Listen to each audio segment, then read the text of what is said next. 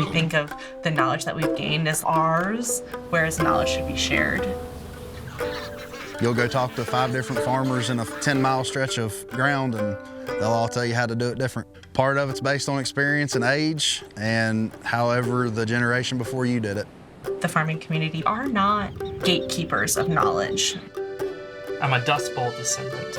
My family survived that, but we couldn't survive the 1970s get bigger, get out model. Don't quit because it's hard. There's going to be a lot of people that are going to struggle to keep their heads above water this year. Tractors don't run on hopes and dreams. They run on diesel fuel. Farmers are responding to the economic pressures that have been put on them. It's discouraging when prices are low, but you still have to farm. It's happy when prices are high, but you still have to farm. We really have to look at agriculture from an equitable lens. We're at this crossroads. It's an antiquated system that is just at a tipping point.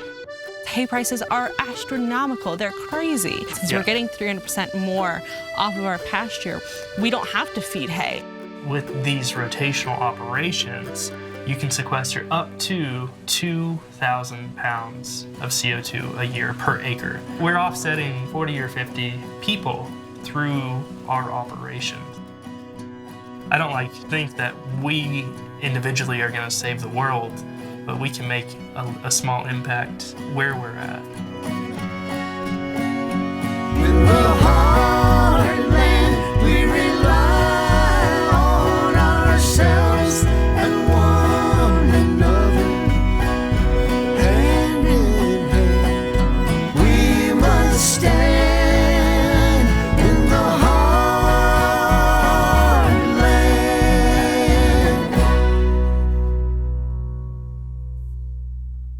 Production funding for this program is made possible by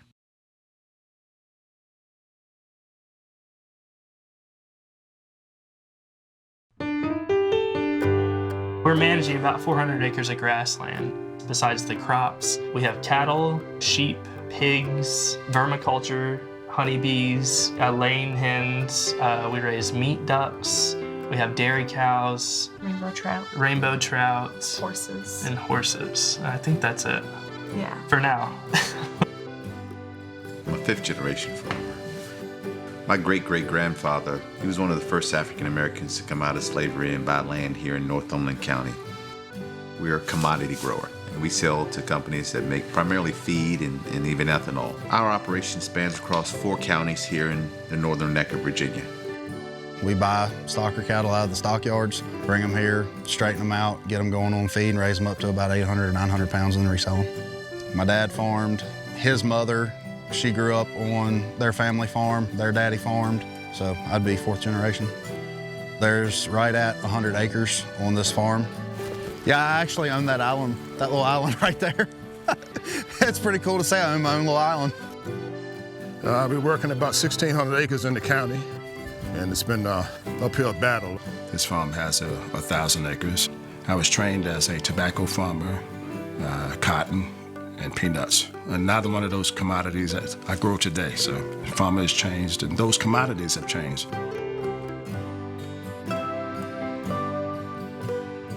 There's no reason in God's green earth that a farmer should have to go from 100 acres to 1,500 acres to make the same money. You can have a high-value crop and bring in more revenue on 1 acre than I could 100. It's all specifically on what you're growing and the value of the crop that you're generating. We have these large swaths of land that if we're owned by more people for a smaller amount of land, I think as a country we'd be healthier, happier.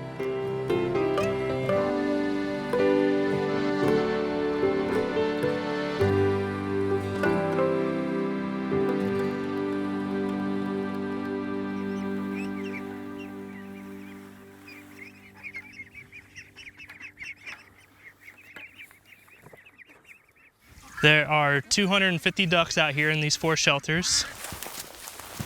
We like diversity in all aspects. We don't want to just burn ourselves out and do the same thing for 8 hours a day, every day. My favorite animals are the cows because they are carbon negative. I chased this cow around for an hour the night before my wedding, just like out here cussing and screaming. Everyone was up there watching. We sell direct to consumer. It's a little more distribution. You have to have freezer space, you have, time marketing, but you know what your profit margins are going to be. Instead of saying, I'm going to farm this land with as much cattle as it can carry to make as much profit as possible, you're able to think about it from a wider view. So while maybe we had the grass to support a herd of 300 cattle and really bring in a lot of money at the stockyard, instead, if you take that capacity down, you're building it for a longer sustainability. No, Greta, you know what you're doing. Dairy cows are like the most dramatic animals on the farm. There you go.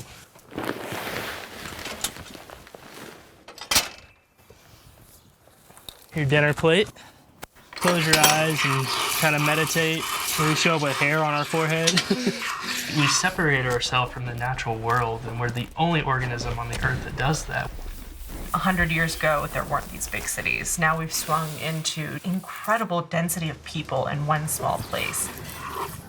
And I lived in Oklahoma City for 3 years going to college and just hated every second of living in a big city. And I was like, man, I've got to get back to a farm somehow. But I wanted to do it in an economical, viable way. We manage the property of somebody else, so that gives us a great opportunity to learn. It's hard for young people to get into this industry. The upfront costs are so high. The listing price on this farm is $3.2 million. Even on a farm that isn't open for subdivision, a farm this size, which is 147 acres, typically would be 1.2 to 1.9 million in that range. The average age of a farmer right now is 65. They have such large investments that there's no young person who could come in and take that over for them. It's difficult for a young family to get started in something like that because it's a pile of money. The ideal farming setup would be if you could inherit the farm. That's possible for some people, it's impossible for others. What me and my dad inherited was 20 acres, and that's the home farm. Other than that, we rented or we had to buy it. If Granddaddy left Daddy 200 acres and Daddy left that to you, that's great. That's the easiest way to get into it, but that's just not possible for some people. I had a horse fall on me Monday. Oh, my. It has not been the easiest. Purchase price was $1.2 million. When you pay $1.2 million for a farm, money does play a big role in it. And this year especially, fertilizer prices have gone up 150%. The head chute, the 2 pieces of alley and the tub, I got a set of digital scales for it and delivered. It came in right just a tick over $27,000. If you go buy a brand new tractor, and I'm not talking anything with bells and whistles, I'm just talking a good working class tractor, $65,000 to $70,000. There's nothing in this industry that's chump change. One guy can do the work of 4 or 5 now, but he's got to have the automated equipment to do it, and it's not cheap. We go buy a $400 bag of seed corn. We dump it into a $400,000 tractor and planter configuration. We spray that with a $400,000 sprayer. You harvest it with a $500,000 combine, and it goes to the elevator and you're selling it for $4 a bushel. I'm on Zoom calls half the day sitting in the cab of the tractor. When my grandfather farmed, he had a tractor with a marker. And as he drove down the field, he tried to drive a straight line, and that marker would put a line on the ground, and that'd be his guide so when he drove back down the field. We've got that yellow GPS bubble up on the roof of the tractor, and that's our satellite guidance. When I was a kid, everything that we had on the farm, you could work on it with a wrench. Well, now you got to have somebody come out with a computer and work on it, and that kind of factors back into the whole price of everything. If you didn't get bigger and buy the newer style equipment that the companies were required because it didn't have government price support, and I wasn't able to do it at the time, so I just increased my grain operation. I got a few here. All my tractors are about 25, 30 years old, and I do most of the work on them myself. I learned how to work on all of my equipment. I never enjoyed mechanic work, and I still don't, but you do what you have to do. A a lady that came in the store up here in New Hope, and I can't remember what she paid for a pack of steaks. And she looked at me and said, "Wow, you farmers must be raking it in right now." If people at home really knew what we had to do for as little money as we make, it would blow their minds. Farmers in the 60s were pushed to buy these massive machines, and to be able to afford those massive machines, they had to take out large loans, and then to make that work on the back end, they had to be farming large amounts of land. Secretary of Agriculture Earl Butz, he was the one who incentivized the bigger, faster, fatter, cheaper model, the industrialization of Fence row agriculture. to fence row, Yeah. produce as much as you can. He literally said, get bigger, get out. The industry really rewards the big corporations. Wholesalers and the retailers make 80% of the money on farming. Yet the farmer has 100% of the risk. It's my job to get that calf to cow, that seed to stalk, seed planting, spraying, fertilizing, weather, harvesting, and then I only get 18 cents out of every dollar spent on ag. That's not right. I just looked at my phone and the markets are getting hammered. For every tractor trailer load of soybeans, that's $500. Okay, bye. From when we talked earlier, beans were down 60 cents, they were down 72 when I last checked. So the market is just dropping like a rock that I've never really seen a limit drop like that. Weather and price, the two components that we need for our survival, but we can't control.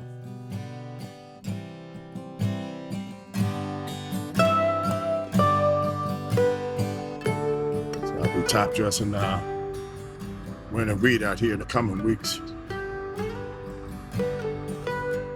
Land has been in my family for over 100 years. Right across the river is where my parents were born at. The body of water where my grandparents traveled by canoe, to court and go to church or whatever, This is my favorite part of the farm. Almost feels like you can just walk right out on the water, Pickup trucks and cars and all these things get old, but the land never gets old because generational wealth to your children, you can pass it on. Typically, farmers and farm families, they build their wealth upon the land. However, if your grandfather didn't have access to buy land, to buy equipment, that's something that you were deprived of today. In 1920, there were 1 million black farmers in the country.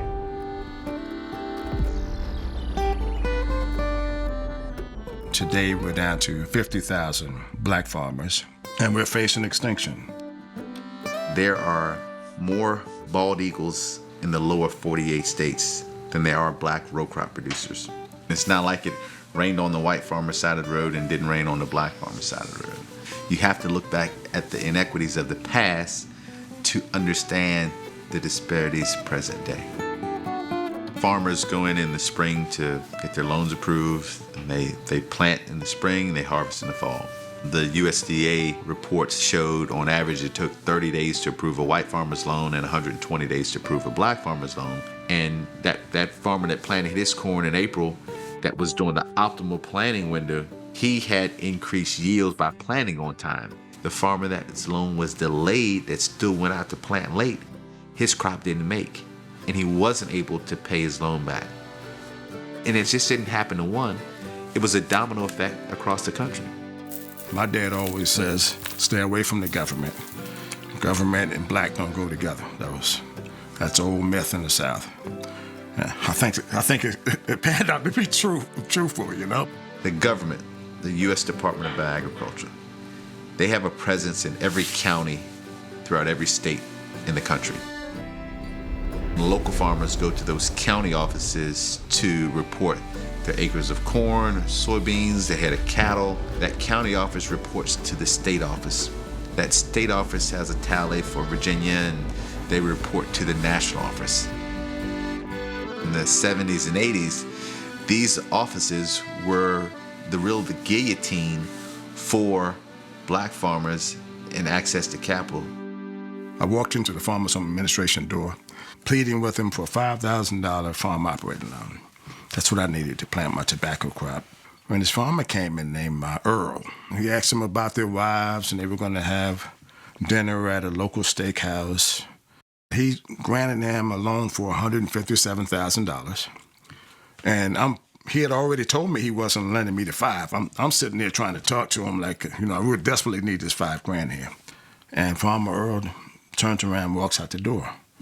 And Mr. Garnett says, "Hey, Earl, I need you to come back in here next week now and fill out that paperwork now."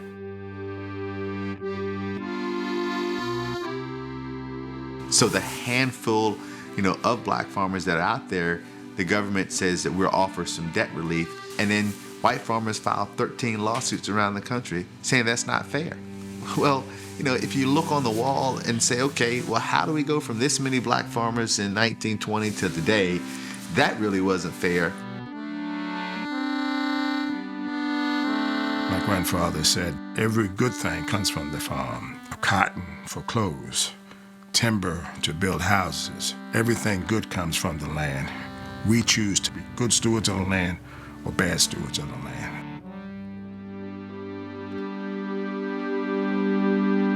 We have this herd above ground, and people take good care of the herd above ground, but you have a herd below ground that you have to manage as well. The American Serengeti, the Great Plains of North America, used to be the most fertile land in North America. We rotationally graze. It mimics these natural systems. The bison in North America moving, the wolves are pushing them, so they don't stay in one spot for very long. They come down, they hit it hard, they graze it down, and then they move off of it. Hundreds of millions of years, that's how ruminants and ungulates have lived and adapted. All grasses grow in an S curve. It's like a teenager. A teenager goes through a rapid growth phase, and that's what we always want to maintain on our farm. Those roots require energy to stay alive, so what it does is it sheds off a bunch of that root mass. Then that decaying root mass is what feeds your soil ecology. We want to come through and graze it right at that point. So that restarts the entire system again. That growth stage is so much faster for grassland than it is for forests that it's exponentially more effective at sequestering carbon. So we're in their paddock right now that we're about to move them out of. The moms are like old hands, they know where to go. The babies are like,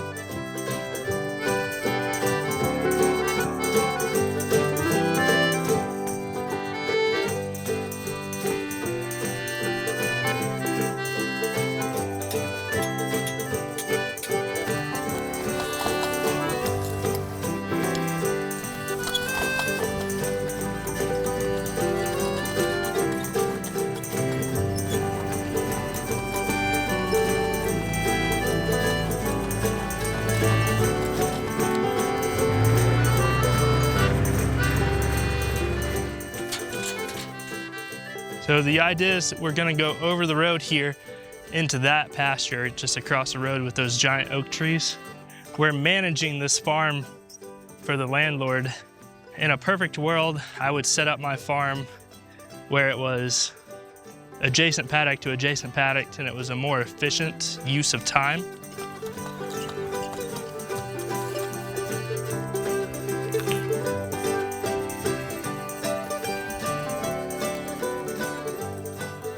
Moving cattle, a lot of farmers think you have to have 3 people and 3 4-wheelers, a couple of dogs.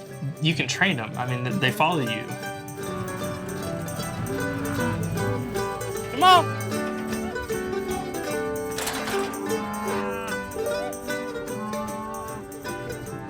They come to a specific, very silly Swiss Alpine call. Come on! come on, Mama. And since you're interacting with them daily, they're comfortable around people. They're not aggressive. Come on now.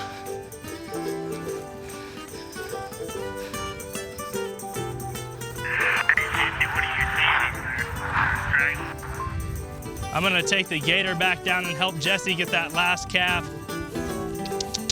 Come on, come on, come on.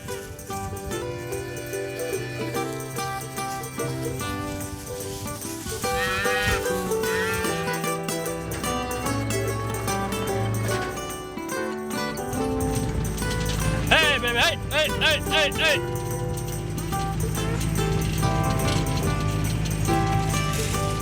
That's one way to do it. Thank you for that. That's a lot of work. There was 3 moms on it over there. Yeah, I was like, oh man, I bet there are more calves over there. There were like 4 calves. It was weird that they were, So far. yeah.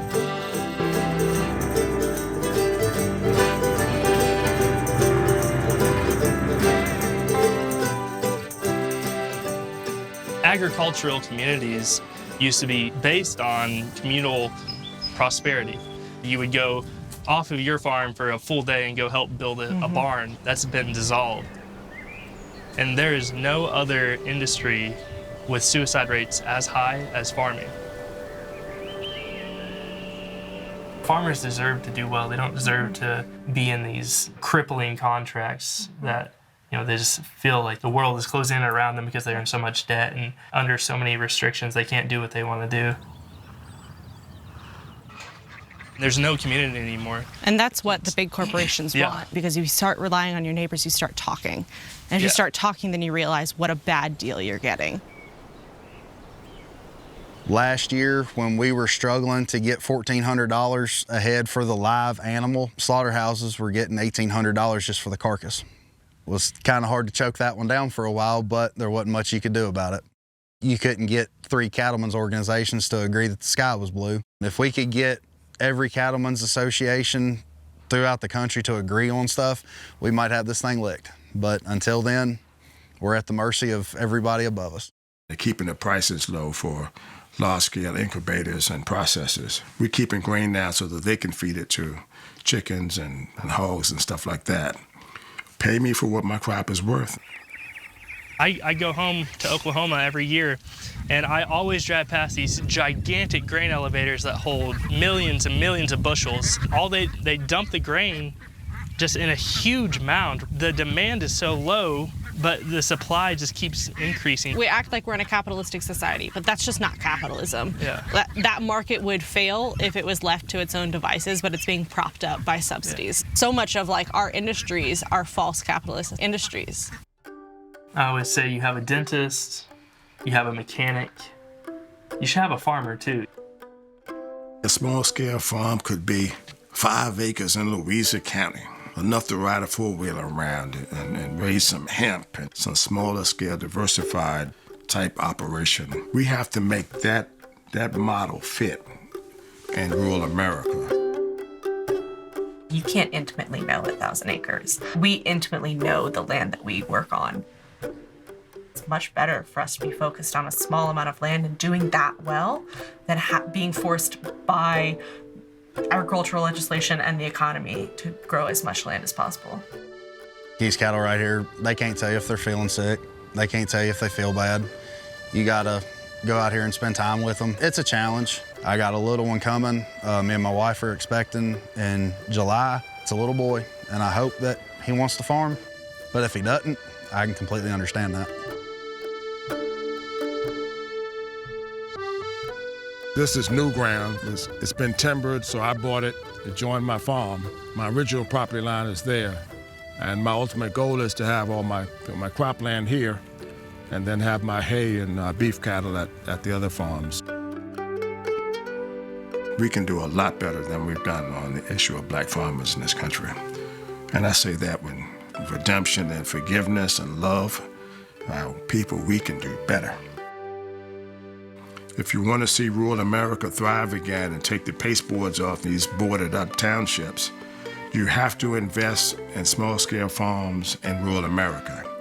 If you invest in rural America and small-scale farms, our country will quickly turn around. We have to live up to what we're known for, the greatest country in the world. If we reinvested in farming as a system, we would create so many jobs. We're at a historic place in agriculture right now. We're optimistic, and we're looking forward to making a change. There's always a way to evolve and adapt. Every year we try something new out. We test the water and see, is it profitable and how much did we enjoy doing it? And that's what determines our scalability. If you got a chance to make a difference, people, go out and make that difference.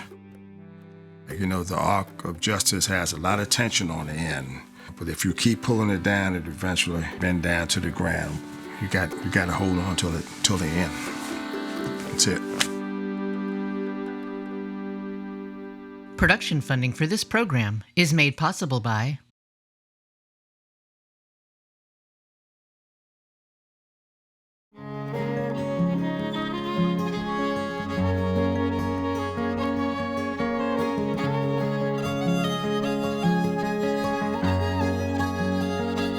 Who belongs? Is there room enough for all? Who belongs? Do we stand or do we fall? And is there room in our hearts for this whole land? Is there room?